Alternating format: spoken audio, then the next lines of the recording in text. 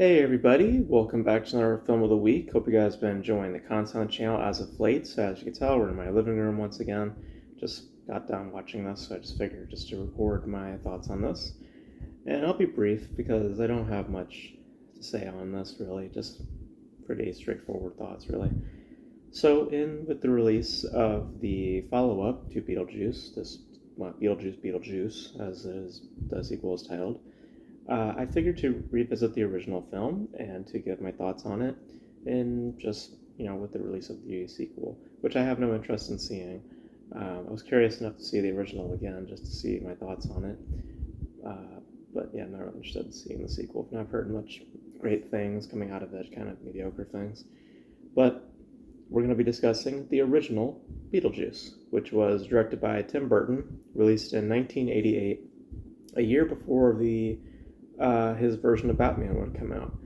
And if I'm not mistaken, I think this film was the reason Tim Burton or Michael Keaton got the role as Batman. I think I could be wrong, but this stars Michael Keaton as Beetlejuice, but more notably, it stars Alec Baldwin as well as Gina Davis. I think that's her name. Hopefully, I got it right. They're a couple who lives in this house in a small little town. They seem to have a very, just lively experience. They're very just, kept to themselves, and then they, seem very equated with their little town. An accident happens, and a car accident happens, and they die, and they become ghosts.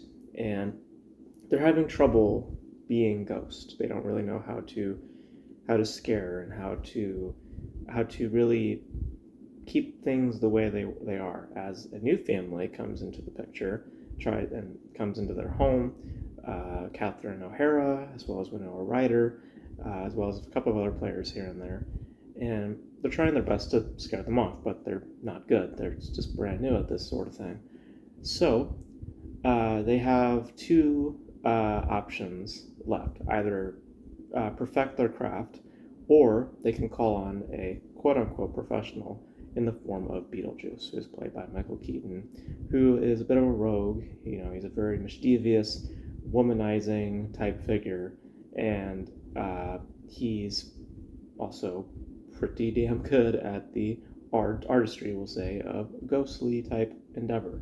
And then when a writer's character eventually gets equated with the ghost, through some vague explanations here and there, and ultimately but surely Beetlejuice himself appears and mayhem ensues in like the last 15 minutes or so, because what you get for a large portion of Beetlejuice is, and kind of amplified at the end of it, is a very stylistic endeavor, or at least stylistic experiment, because narratively it is quite dry, and in terms of the overall delivery of the story, it is just the speed of like Sonic the Hedgehog. It's just the pacing of it is very speedy. It has very little room for, like, at one point one character says like, I like can I get a minute to not just feel anxious, and to some extent, that's a great description of the pacing of the film, because it just moves along at this type of pace, and room for developments and understanding of characters outside of like one-dimensional type of ideas. One is goth, one is this, one is that. Like, there's not much to the characters.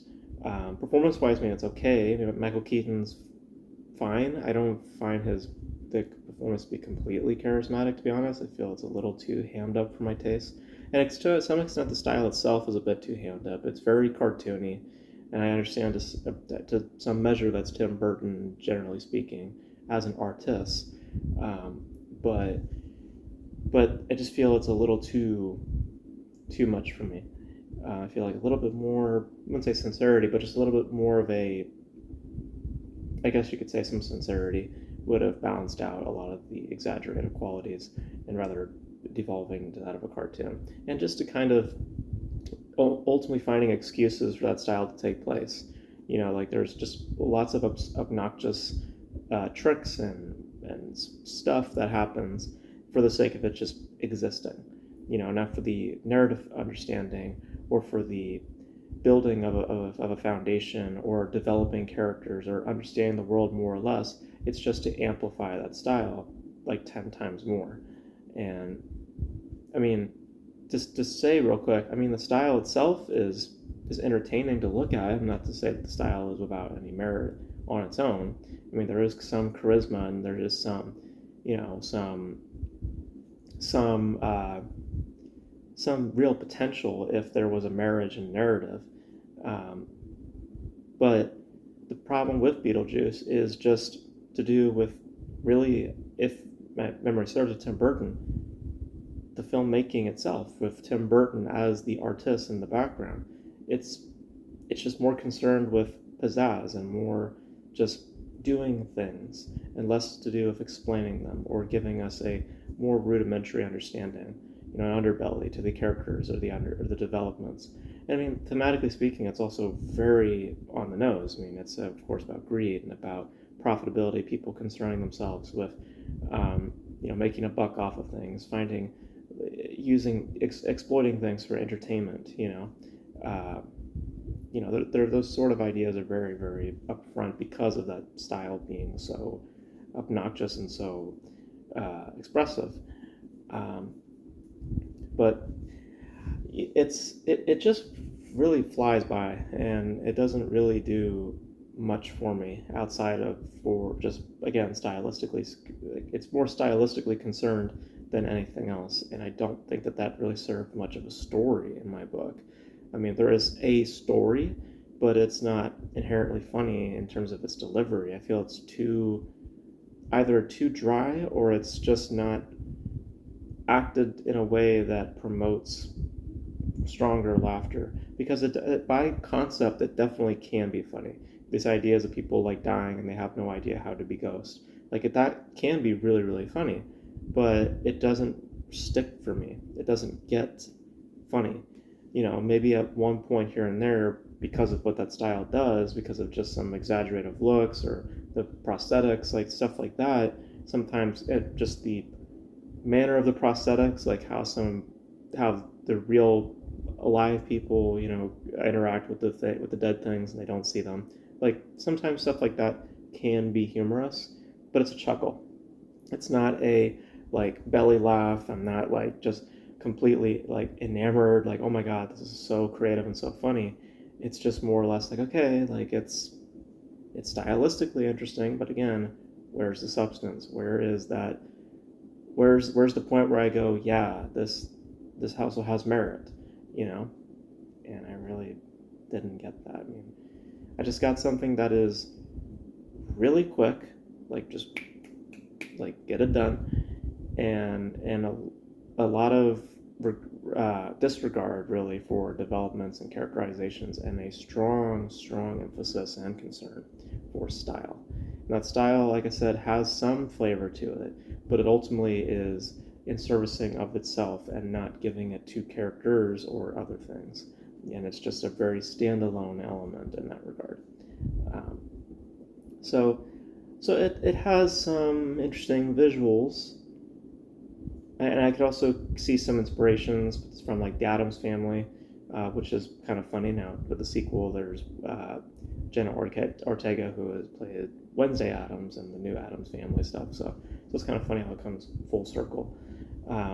At least it seems to me that it was an inspiration or an influence on the original Beetlejuice out of the Addams Family. But yeah, I just didn't really find much outside of style, and I don't think that style really was complimentary or really expressive on a narrative front. It's just odd stuff, It's just like, oh, that's weird, and oh, that's weird, you know. Like, yeah. So, so, and I think that Tim Burton has done better. I honestly think his Batman films are better than this. I mean, Batman Returns, I actually think, despite the darkness that people have issues with, I think that darkness actually promotes narrative heft.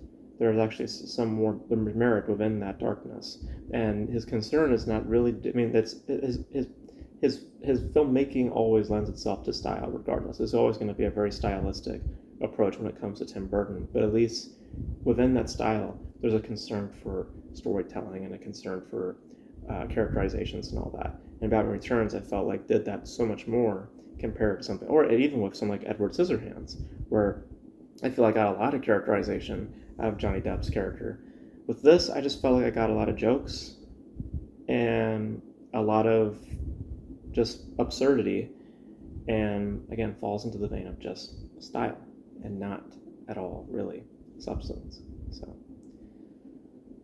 So I felt it was improperly paced. I felt that there was a huge disregard for developments and characterizations, and an overly like amplified style that I feel is unfortunate in its in terms of how it ranks in the priority of the production. It should have been neck and neck with storytelling and developments and characterizations, rather than style being up here and characterizations being way down here. So I wasn't really crazy about it. Didn't really find it interesting outside of, again, some neat visuals here and there. Do they mean much to the story? No. Were they interesting things to look at? I guess. But yeah, not much for me. Not much outside of some neat stuff visually. So yeah, so those are my thoughts on Beetlejuice. I thought it was okay.